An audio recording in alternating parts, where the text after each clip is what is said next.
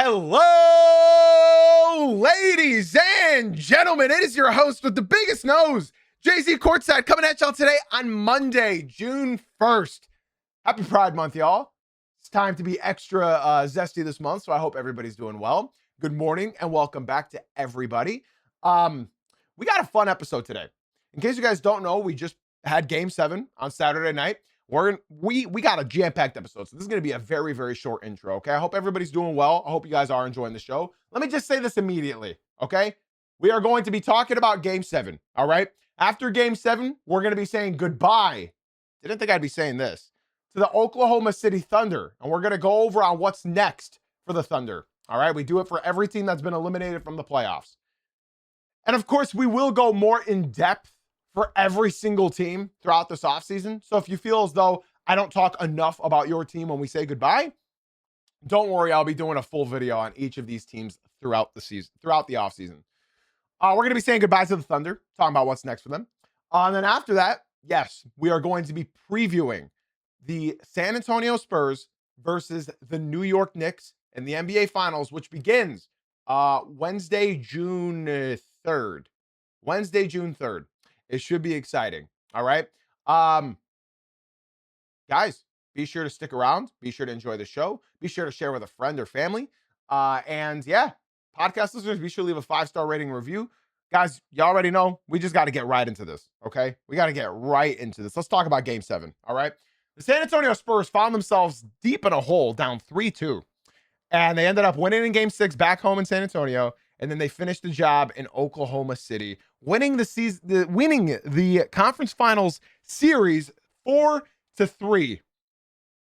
And they moved on to the NBA Finals. Now, I have a lot that I want to talk about with this game, but I feel like everybody's consumed all the content they needed in relation to this game.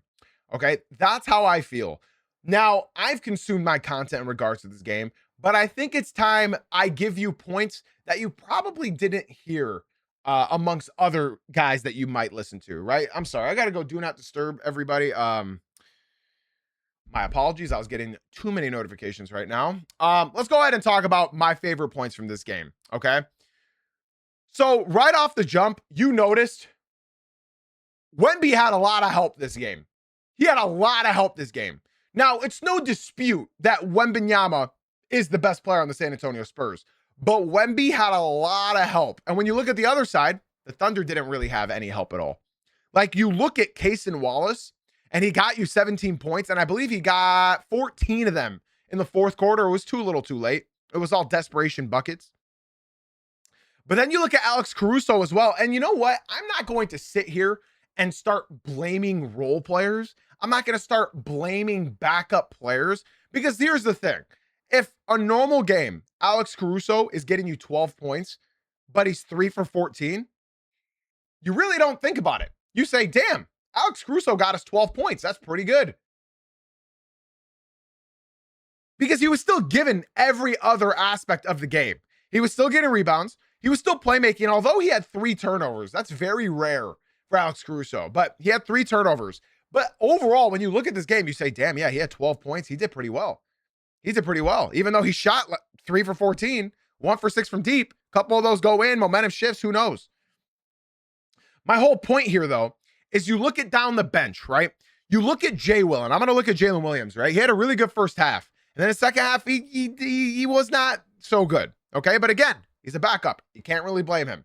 Let's also go to Jared McCain, who I thought had a pretty good first half and then got completely iced out by Mark Dagnall. And, well, they didn't play well. Now, there's a guy spamming named Harry in the TikTok saying, I told you the Spurs is the deepest team in the NBA. And again, I would like to applaud the San Antonio Spurs. I'm not a fan of either of these teams, but I was rooting for the Spurs to win. You are wrong, unfortunately, Harry, although I think you understand, and I feel like this has to be said, right? The Oklahoma City Thunder were missing their second best scorer on their team, as well as their second best defender. And they're also missing their third best shot creator and playmaker. So for Oklahoma City, I'm going to talk about what's next for them later, but I have to say that immediately. And I've been saying it all year long. I've been saying it all year long. You guys who have watched me and listened to me, you guys know I've been saying this. Without J-Dub, this team can't win. They can't. I said if they don't have J-Dub, they lose this series to the Spurs. I said if they don't have J-Dub, they're not winning at all. They need J-Dub. Because from what I've been recognizing over these couple of years is, and here's the thing, guys. Here's the thing. Would the Thunder have won if they were healthy? Probably. Okay. But the Spurs won. I'm not going to take anything away from them. All right. They won. I'm very happy for them. I was honestly pulling for the Spurs. But I'm not going to take anything away from the San Antonio Spurs. You guys deserve this win, and I'm super, super, super, super, super happy for y'all. Especially because this year you guys didn't need to win anything. This year was just all house money. Let's see what we got in the playoffs. First experience ever. This is going to be awesome, right? You guys didn't have to go this far at all, but you did. And that is such an awesome accomplishment. You guys beat the Thunder. Had they had J-Dub or AJ Mitchell, do I think it would have went different? Yeah, I do. Absolutely. Not for game 7. Game 6, bro, he was a ghost walking on the court. He wasn't doing anything. He was a liability on the court. He was hurt. People are saying in the TikTok, wouldn't have mattered. Wouldn't have mattered. If they were 100% healthy, LOL. Spurs would have still won. See, this is if my aunt had a dick, she'd be my uncle. You guys genuinely don't understand how different this team could be with J-Dub and AJ Mitchell. Anybody that's posting records with and without J-Dub, trust me, guys, you genuinely do not understand basketball. This is so exhausting to me. This is so, you know what? I'm not reading the TikTok. If you guys want to talk with me, talk to my community, come to the Twitch stream. I'm not going to let you guys distract my opinions on this game. In fact, I'm closing the TikTok chat. I'm going to continue with my podcast. If you guys want to talk with me, the Purple app stream right here, the logo right here, come through here. We're live on the Purple app. I'm not reading. I'm not wasting my time with the TikTok. I'm going to continue my podcast. Had the Oklahoma City Thunder had J-Dub and AJ Mitchell, I believe they win. I don't think this goes 7 games. Because here's the thing. You forced Alex Caruso to be a number 2. It's sort of like the Pistons, right? They forced Tobias Harris to be the number 2. They forced it when he's not a number 2 option. They forced Tobias Harris to be a number 2. Alex Caruso's not a number 2. You can only get so much from a backup. You know what I mean? You can only get so much from a backup shooting guard. It's not his team. So let's go ahead and pin this issue on one guy, right? Unfortunately, I hate to do this. I really, really hate to do this, but I have to. Chet Holmgren. What a depressing ass series. What a depressing ass series. After he did so well against the Los Angeles Lakers and the Phoenix Suns, I thought he would be fine. But no. Chet, I think we got to talk about you, man. Chet Holmgren played 33 minutes. He had 4 points, 4 rebounds, 2 steals, 2 blocks. Had a really big block towards the end of the first half. But then Wemby got him back. All right, was that the game before? I don't remember. He had 2 turnovers. Or my apologies. He had 2 turnovers. And he shot 1 for 2 from the field. Ladies and gentlemen, he didn't take a shot in the second half. He didn't take a singular shot in the second half. This guy's making, correct me if I'm wrong, $250 million. $240 million. $240 million. And yet, you take 2 shots. Now, for all of the brain dead idiots in the TikTok, because you guys don't watch basketball or know anything about basketball, Wemby shut him down. Wemby didn't guard him. They looked at Chet Holmgren and said, yeah, you know what? This guard's enough to handle you. Yeah, you know what? Keldon Johnson's thick ass can handle you. Yeah, you know what? Let's throw Devin Vassell on him. Let's put Devin Vassell on Chet Holmgren, a 7'2", 7'3" player. And that's all it took. That's all they needed. They didn't need anybody else. And you know, I mentioned this in my watch party, right? If you guys were watching with me and hanging out with me in the Discord server when we were watching this game, I said something that I don't know if any of you guys heard, but maybe you guys can confirm now if you guys heard it. I said, and I quote, Chet is touching the ball and looking to pass every single time. Now, guys, as a basketball player, especially me as a shooter. The moment I touch the ball, I'm looking at the hoop. The moment I touch the ball, I'm looking at the hoop. Chet, every time he grabbed the ball, he was not looking, he was looking at the next pass. He was looking at the next pass over and over again. He never once was looking at the rim in the second half. He was looking to pass over and over again. And that's what he was doing. And if your second option, who's making $240 million starting this year, is looking to pass, that's not going to net you wins.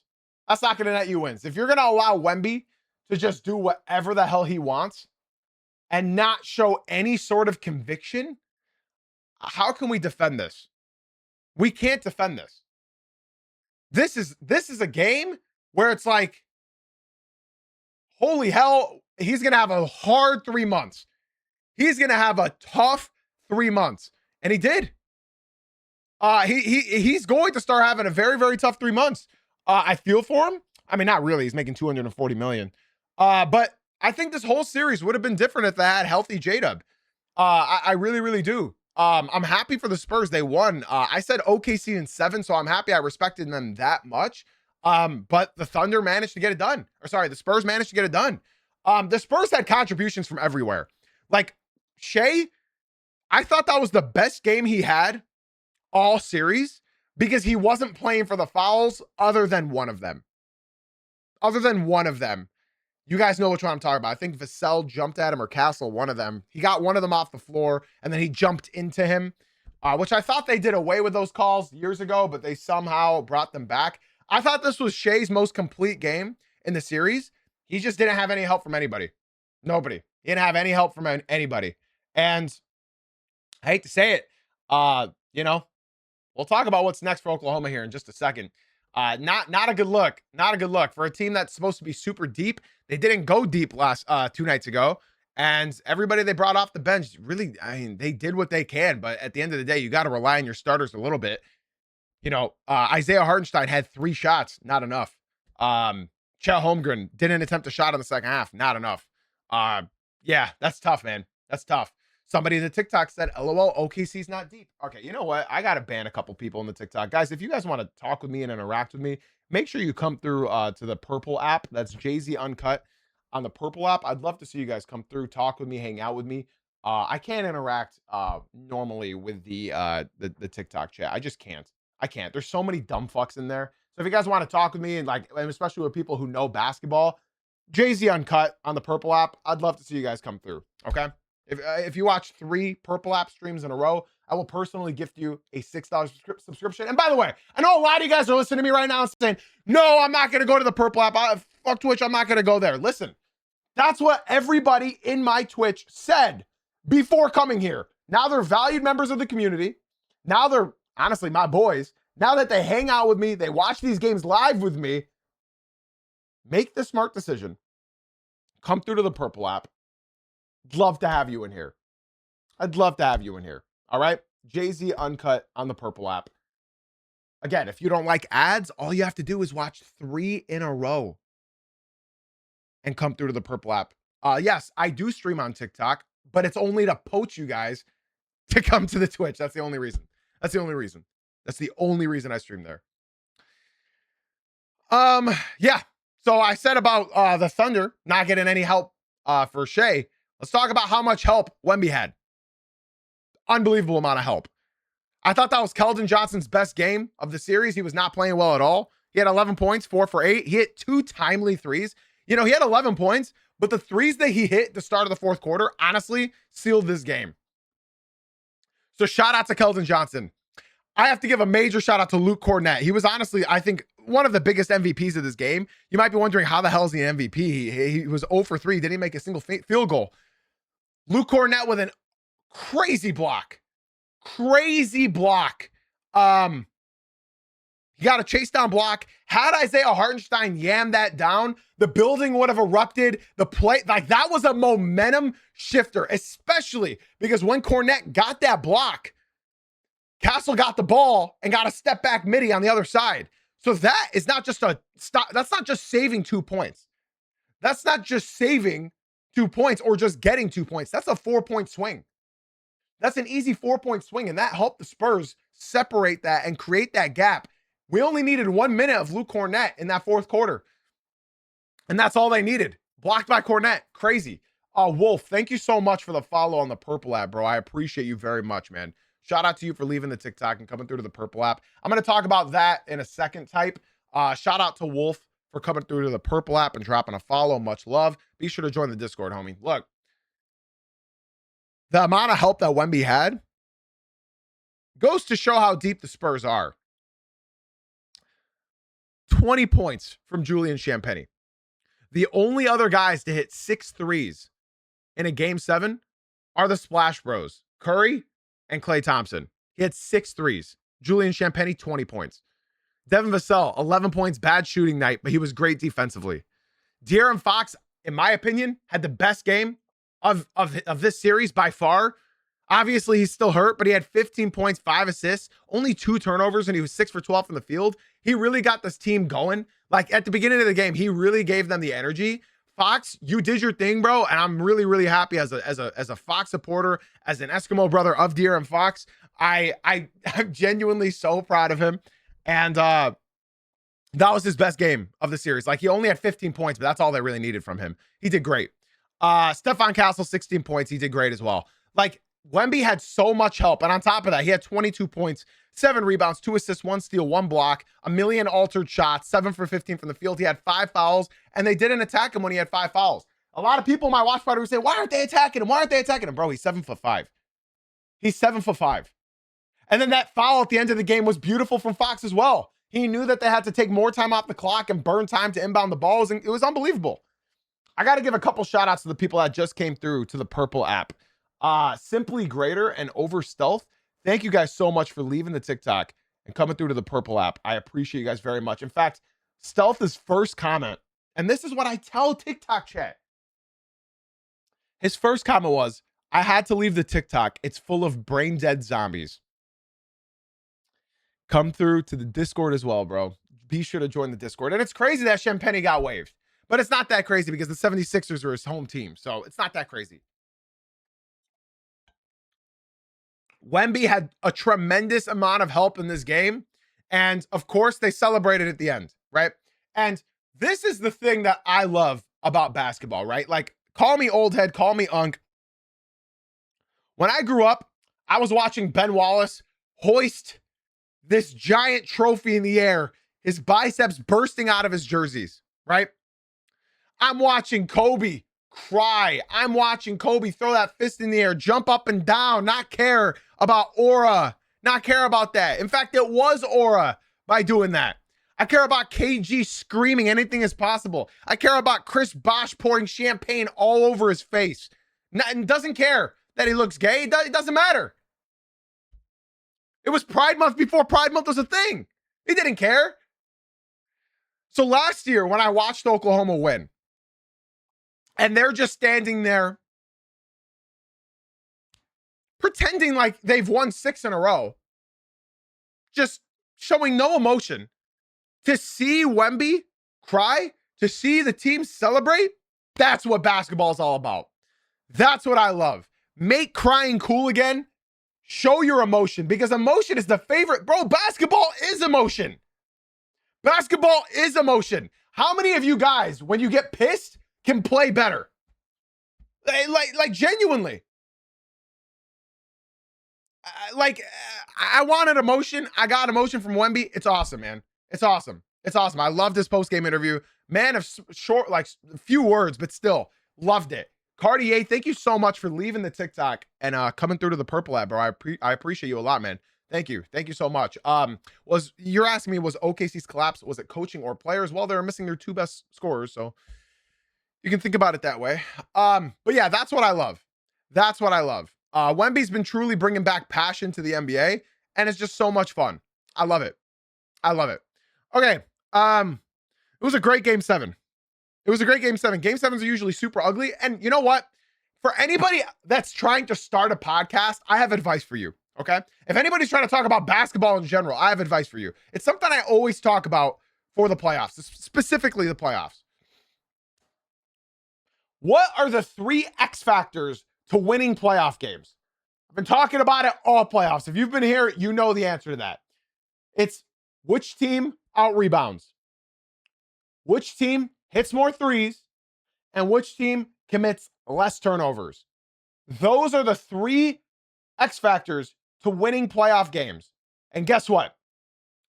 The San Antonio Spurs led in rebounds. The San Antonio Spurs led in three-pointers made. The San Antonio Spurs led in fewer turnovers. That's the X factor to winning all playoff games. You only had 12 turnovers against the Oklahoma City Thunder, literally the second best team at turning teams over in the NBA this season. That's nothing. 12, that's nothing. That is nothing. Those are the three X factors to winning playoff games, and the Spurs dominated all three aspects. I thought it was awesome. I don't think I have any other like random facts. I talked about the trophy. I talked about the post game. Obviously, Victor Wembanyama won the Magic Johnson Western Conference Finals MVP award. A mouthful. I thought it was a really fun game. I thought it was a really, really fun game. I thought the watch party was awesome. So shout out to all of you guys who are in my Discord server, because 74 of us watched it all together. I thought it was a lot of fun, man. So let's go ahead and say goodbye and talk about what's next for the Oklahoma City Thunder before we move on and preview the Spurs Knicks series, okay? What's next? Let's say goodbye to the Oklahoma City Thunder. Now, as we all know, the key point here is Chet Holmgren's contract. His 5-year extension starts now, and it's going to be $240 million. He's going to be making $41.3 million, $44.6 million, $47.9 million, $51.2 million, and then in 2031, he's going to be making $54.5 million. Okay. Now let's talk about something I think that's most important before salaries. Okay. Let's talk about their draft picks. Ladies and gentlemen, I have something to tell you. I didn't know it was this bad. Okay. Thunder fans, are y'all there? You guys are good. I didn't know it was this bad, bro. You guys know how we all say the Thunder have a lot of picks? You guys know how we all say that? Like, man, the Thunder, man, they have so many picks. It's tough, bro. They have so many picks. Do you guys know how many picks they actually have? Do you guys know? Do you guys know how many picks they actually have? Ladies and gentlemen, over the next 7 years, they have 27 picks. They have 27 draft picks over the next 7 years. They have 27. Do you guys understand how? I didn't know it was that much. They have 27 first-round picks. And they have they have 12 first-round picks, not 14. They have 12 first-round picks. I didn't know it was that much. I thought it was like 12, 15. No, they got 12 first-round picks, and they have 27 picks. Do you guys understand? Like, people are talking about welcome to the second apron. Fuck this. It doesn't matter. What second apron? So this is why I need to say this, okay? When you talk about the Oklahoma City Thunder, they can do anything they want. Over the next 7 years, they can do anything they want. They can. We're good off J-Dub. I'd rather have, I don't fucking know, the Stojakovic kid. I'm bored of Chet Holmgren. I want Cooper Flagg. I want Cameron Boozer. Fuck it. They can get Wemby if they can't get. I think, you know what's funny? I think Wemby's the only guy that you won't trade 27 picks for. You know what I mean?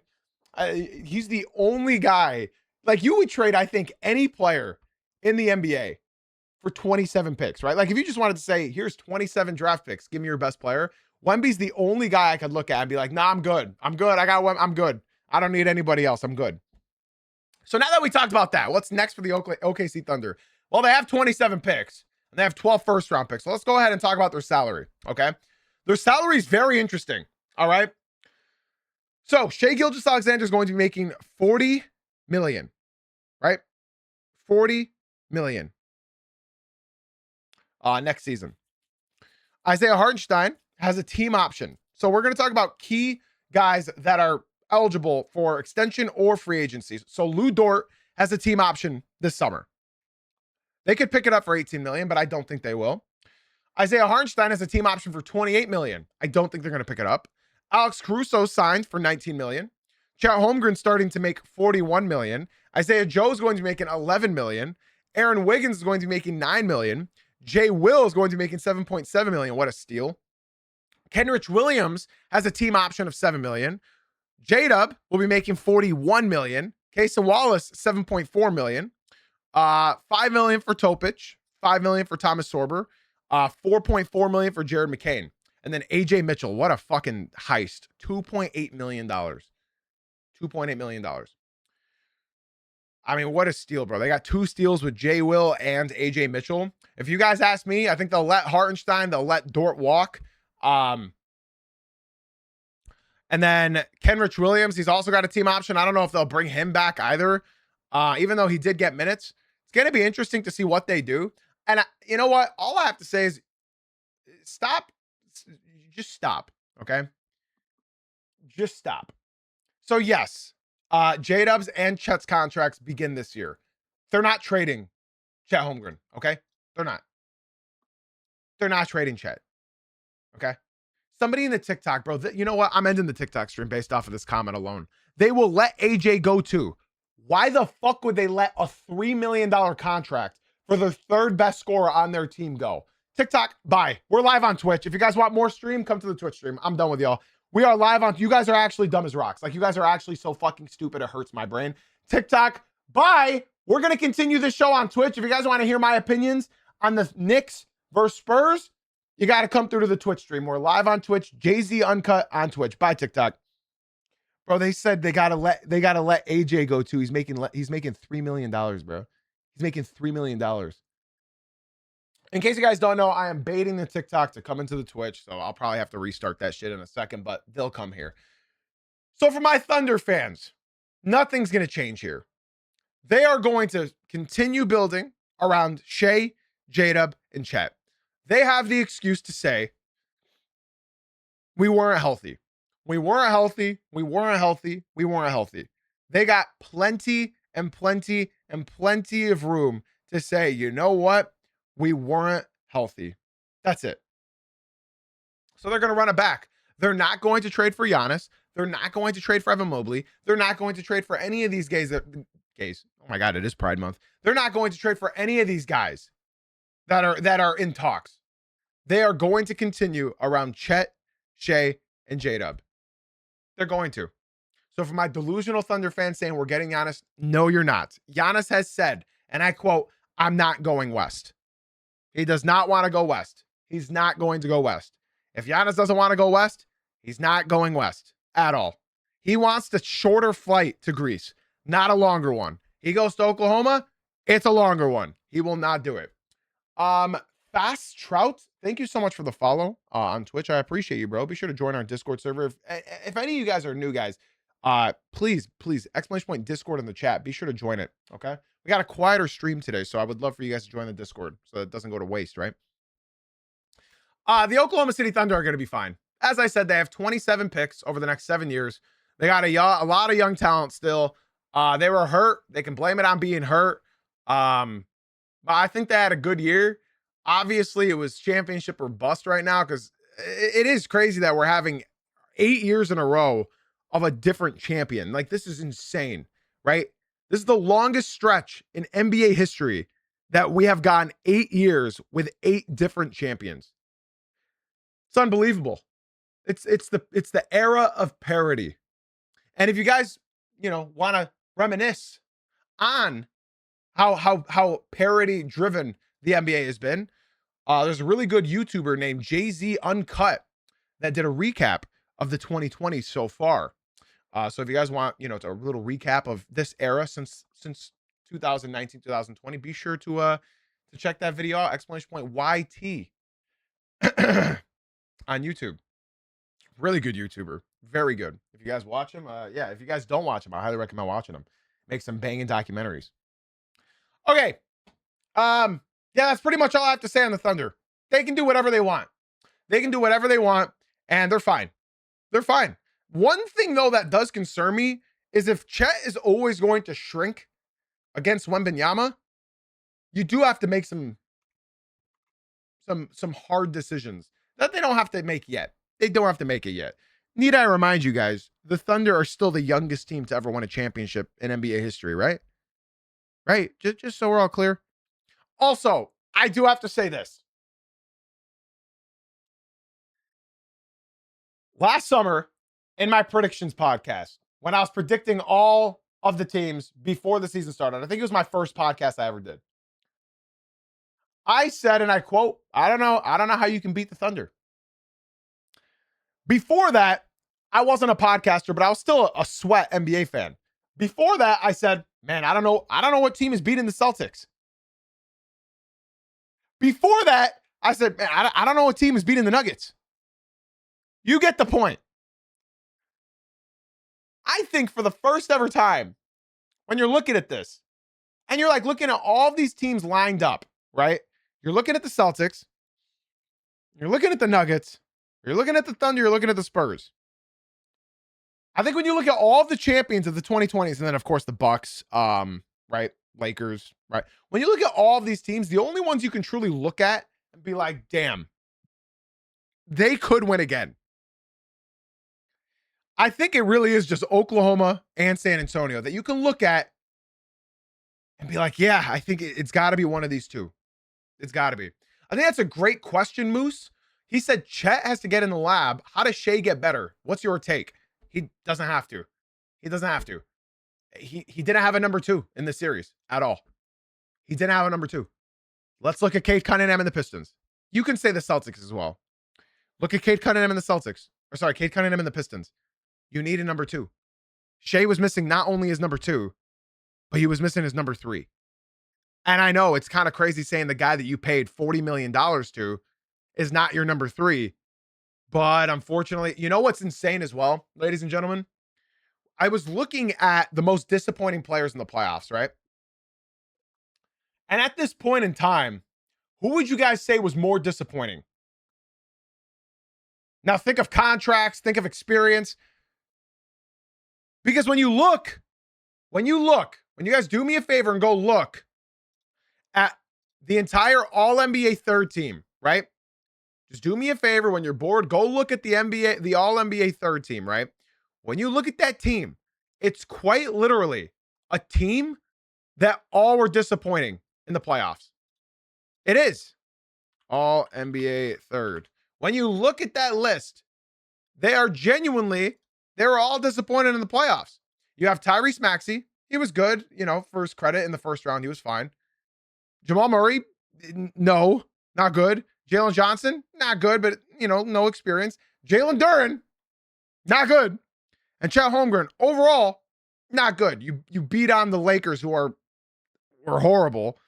And you beat on the Suns, who are horrible. So I have a question. Who do you think was more disappointing in the playoffs? Chet Holmgren or Jalen Duren? In my opinion, I'm a Pistons fan, and you guys know how disappointing Jalen Duren was for me. I'm going to say Chet Holmgren. The reason I say Chet Holmgren is because this was your matchup. This was the conference finals. This was, are you a man or a boy? And he laid down. The reason I'm not going to say Duren is because Duren at some points looked like, you know what? He might be awakening. He didn't do anything, but he might be awakening. He had a couple good games, and then you're like, wait a second. Duren was supposed to be Cade's number 2. He faltered. Chet was supposed to be Shea's number 2 because no J-Dub, no AJ Mitchell. And guess what? He faltered. So now you have to look at the magnitude in which they faltered. Chet Holmgren's series high was 16 points. Chet Holmgren won a championship last year. And you can say Chet had at least 2 great series, but it was also against teams that are playing teams, respectfully.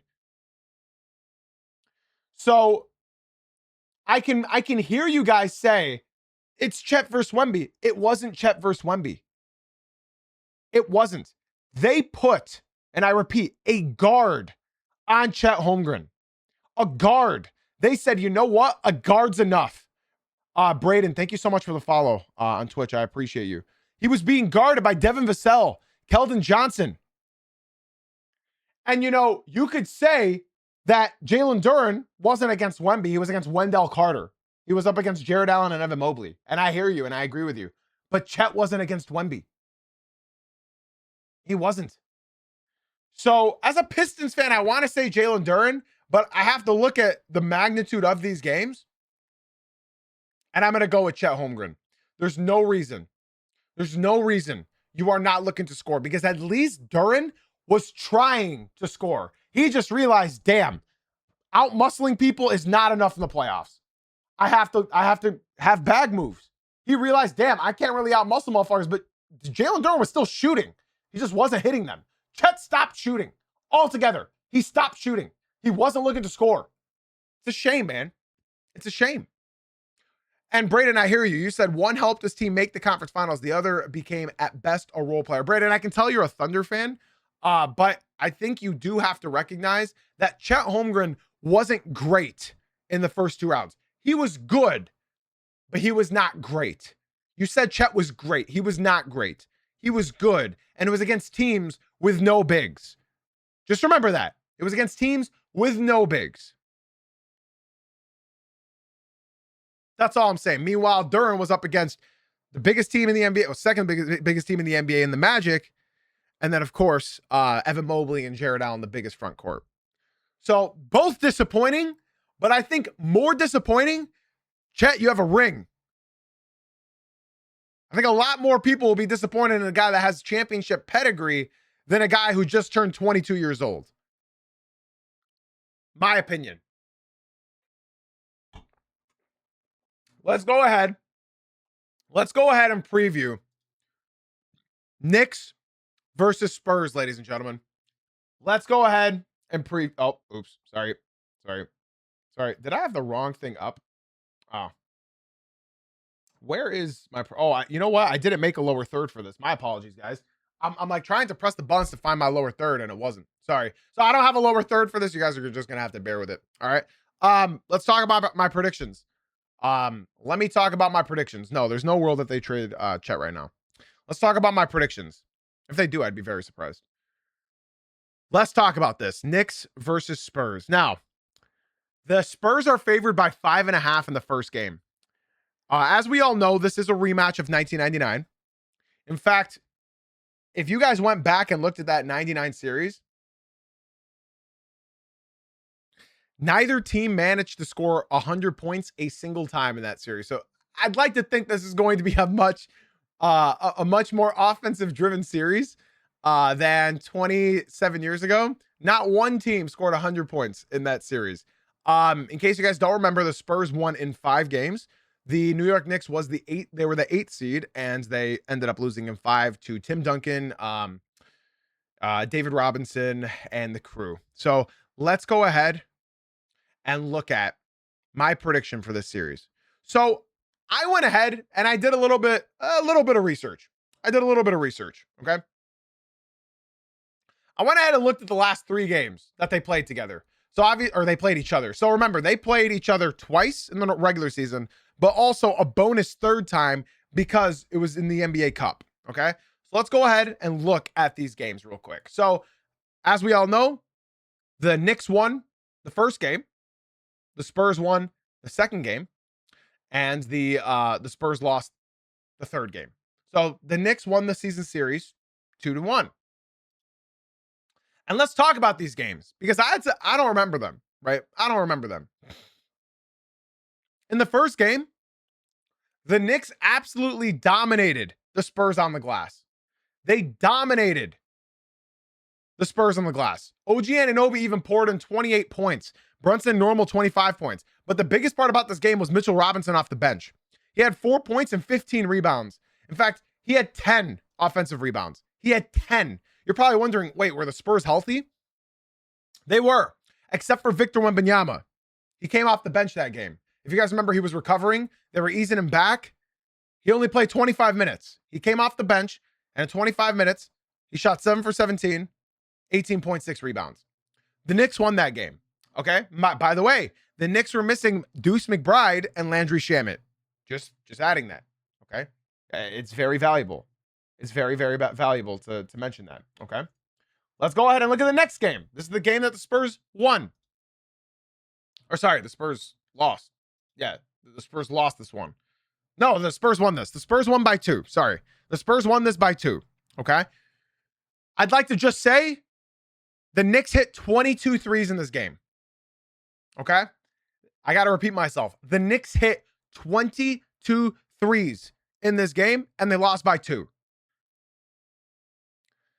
The Spurs out-rebounded them. The Spurs got one more turnover than them, but they hit 8 less threes than they did. Okay?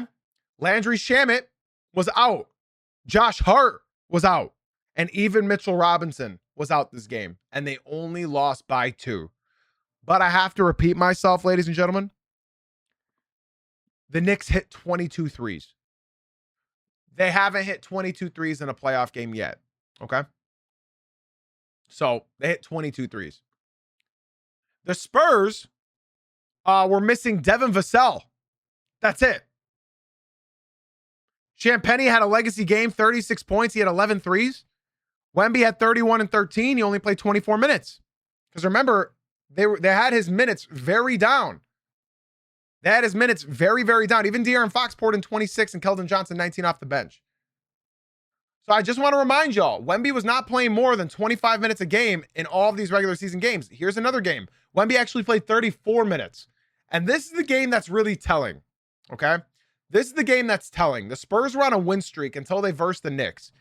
And the Knicks came in and smacked them silly. Mikal Bridges 25, OG 12, Karl Anthony Towns 12 and 14, Josh Hart 10, Brunson 24, Landry Shamet 7, Jose Alvarado 3, Mitchell Robinson 4 and 5, Mohamed Diarrhea 14 and 4. Y'all remember that game. Even Jeremy Sohan got to play. Then the Spurs, yeah, I mean, not many people had a good game other than Wemby and Vassell, and that was it. So, Knicks won. Knicks won. And I would like to agree, yeah, Dylan Harper wasn't quite what he was at that point in time, right? So, the reason why I bring these matchups up, okay? The reason why I bring these matchups up, I don't value them as much as other people do. But you know what I don't do? I don't ignore them like a lot of people do.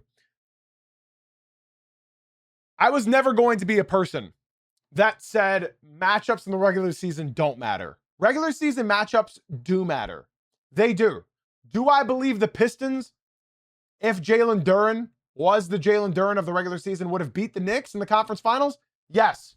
Don't care what Knicks fans say. Yes, I believe the Detroit Pistons would have beat the Knicks in 7 if they had the Jalen Duren and a healthy Cade Cunningham that didn't have 3 broken ribs. But again, if my aunt had a dick, she'd be my uncle. So, doesn't matter what I have to say about ifs or buts or any of that BS. Let's talk about what actually happened. The Knicks won the season series against the San Antonio Spurs, okay? They did. And to speak on that note, do I have any value in them winning that season series? I do. I've been saying it all along. As much as a regular season doesn't matter, they're sample sizes.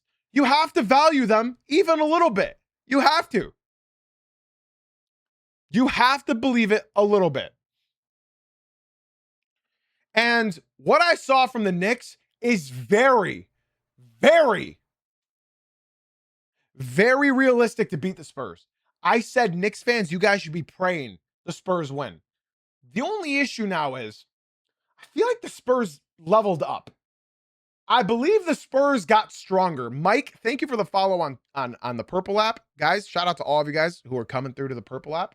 Jay-Z Uncut on the Purple app. You know what? Now I see Knicks fans already making excuses. No real Knicks fan is saying this, but he said the Knicks having a chance depends on how healthy Mitchell Robinson is, to be honest. If you winning an NBA title depends on Mitchell Robinson, buddy, you do not have a chance at winning the title. My apologies for breaking this news to you. Mitchell Robinson is great. Mitchell Robinson will not be the reason why you guys win an NBA title. The reason why you guys win an NBA title is Karl Anthony Towns. And by the way, to tell me Spurs are gassed, I don't buy it. They're young. The reason you guys win this series is because Karl Anthony Towns. Karl Anthony Towns, and I've repeated this plenty of times, is quite literally the only build in the NBA that can bother Victor Wembanyama. Not stop, but bother. Look at all the power forwards that have given Victor Wembanyama issues. Isaiah Stewart, Julius Randle. Hell, I'll throw Isaiah Hartenstein in the mix. Karl Anthony Towns. It's the big, burly, boxy, strong. Like, bro, if Quincy Acey or Reggie Evans were still in the NBA, Jason Maxiell, if those guys were in the NBA right now, they would be giving the biggest issues to Victor Wembanyama because of how small and burly they are. Derek Favors, great pull. So with my opinion on this Knicks team, right? The Knicks are firing from all cylinders. All cylinders. Buddy said, yeah, Duran true. Yeah, I mean, Duran true because he outmuscles him, sure. My whole point in this is that the Knicks are playing the best basketball of their life. They are peaking right now. So do I think that the Knicks could beat the Spurs? Yeah, I do. I absolutely do. And in fact, I've been going back and forth with myself all morning.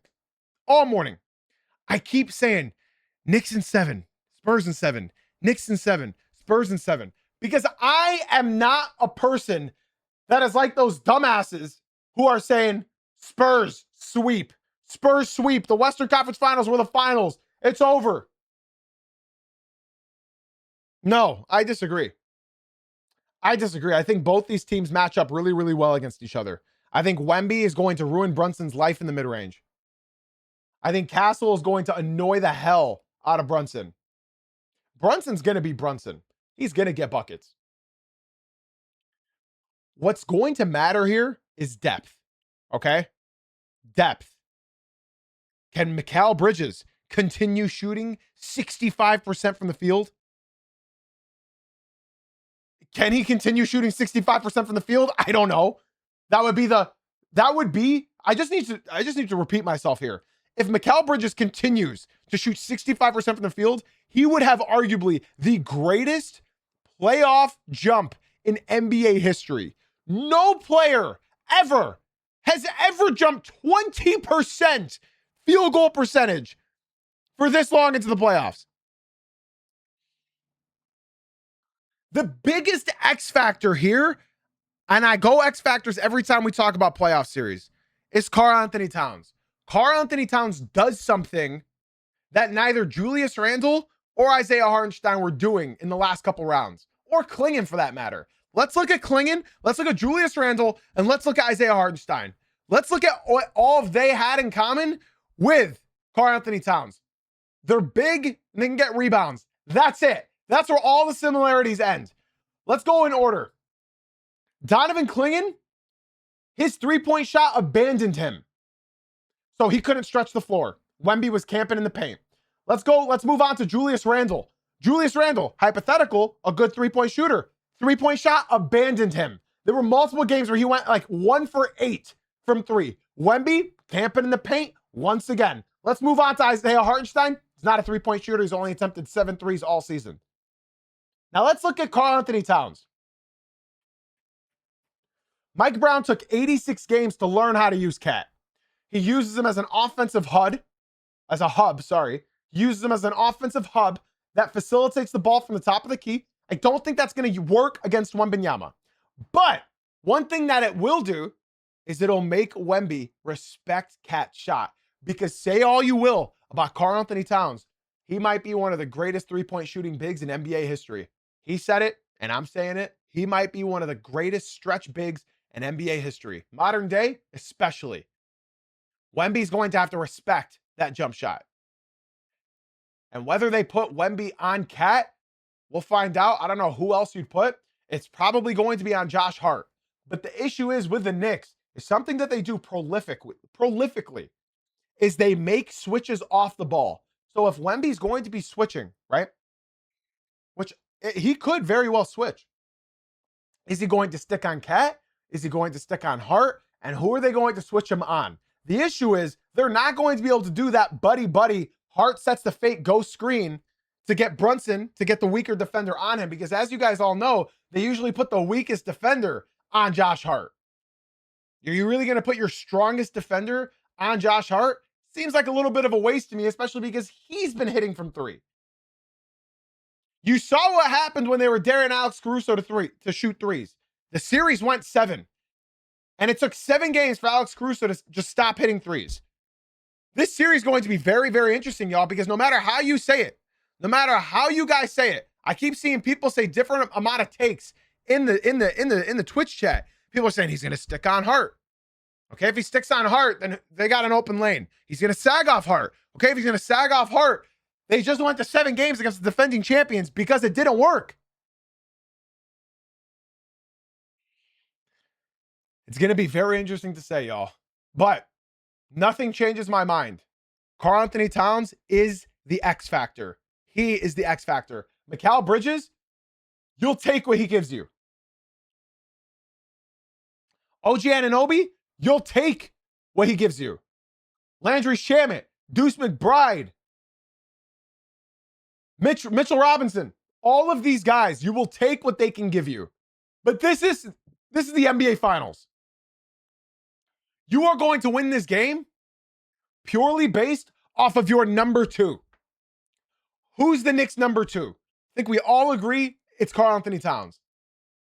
What do you have in store for the finals, Kat? And you know what? I'd be lying if I said, do I think Brunson's going to be able to go that crazy offensively? I don't know, man.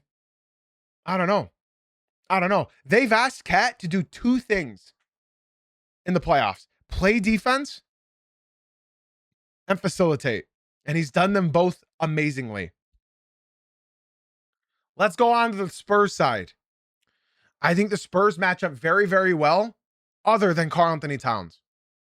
I think they match up very well. Stephon Castle, Dylan Harper for Jalen Brunson, right?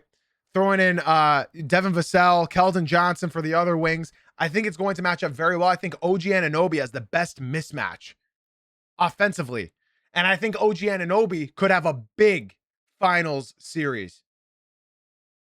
They don't really have anybody for OG Anunoby. They don't. If he puts the ball on the floor, you better hope Wemby's down there, because nobody's going to stop OG when he's driving to the hoop. Nobody's going to stop OG when he's got a wide open shot.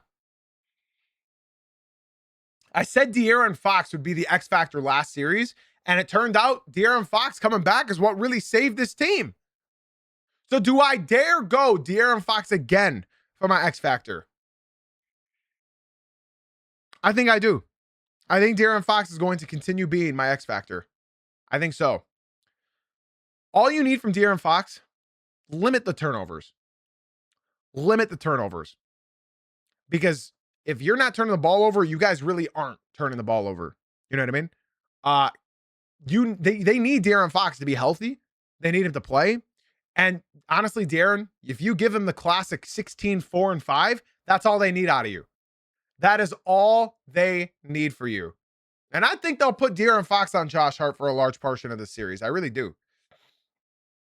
It's going to be interesting to see what he can do. Luckily, the Spurs have a lot of ball handlers. Luckily, because as we all know, the Wingstop wings for the New York Knicks, a couple of the best perimeter defenders in the NBA. You know what I mean? So it's going to be very, very interesting to see all the switches. Luckily for the Spurs, they got a lot of guys to switch. It's not like they rely on just one guy, 2 guys to dribble the ball. They got a lot of guys to switch. They have a lot. So I've talked about both teams here.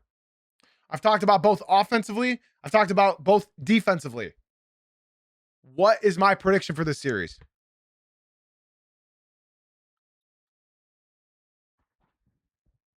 I think my soul. I'm not looking at chat when I say this. I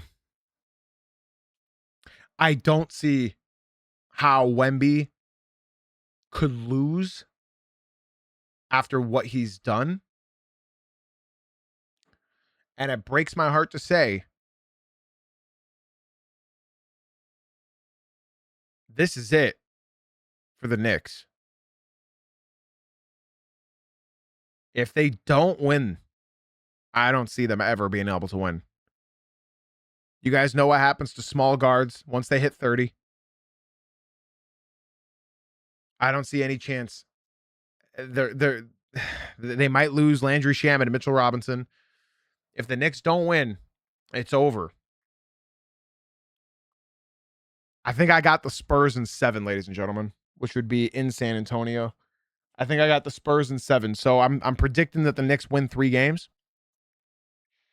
My whole thing is the Spurs have been playing more.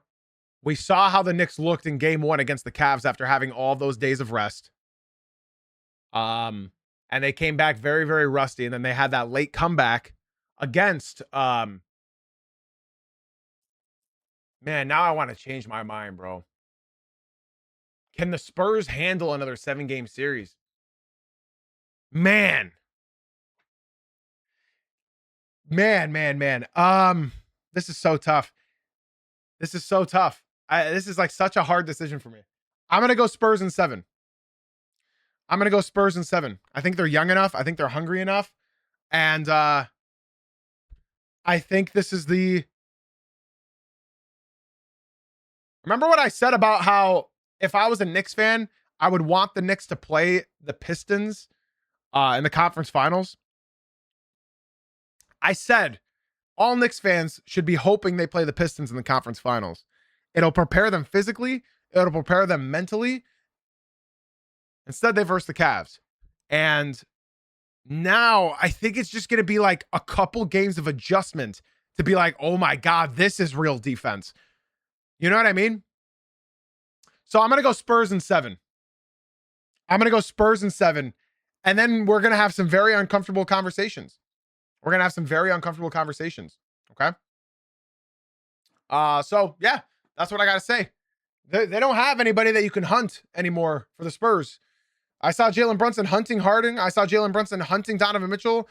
I saw Jalen Brunson hunting Dennis Schroeder. You're not hunting anybody on the Spurs, really. I'm not.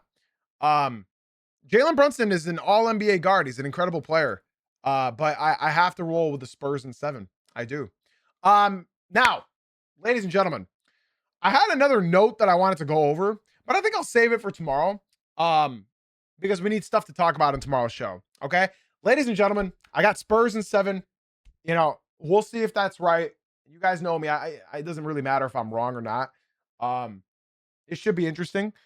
TikTok. Listen, y'all, I got nothing left to say. If you guys want more stream, be sure to come through to the Twitch stream. That's Jay-Z Uncut on Twitch. We are still live on Twitch. That's Jay-Z Uncut on Twitch. I am ending the TikTok. If you guys want to talk with me, talk with everybody else, and even watch the finals games with us, be sure to come through to the Twitch stream. Jay-Z Uncut on Twitch. The link is in my bio. Saucy, thank you for the follow on Twitch. I appreciate you. This buddy just told me he can hunt all their guards. Knicks in 5. Okay, Saucy. Congrats. I wish I was as delusional as you. I feel like life would just be butterflies, rainbows, and cotton candy if I had 3 brain cells. TikTok, we are live on Twitch. Podcast listeners, be sure to leave a 5-star rating and review. YouTube, be sure to drop a like, follow, subscribe, all that jazz. And yeah, man, I just got to say, I don't know why I'm stuttering right now, but that's all I have to say, y'all.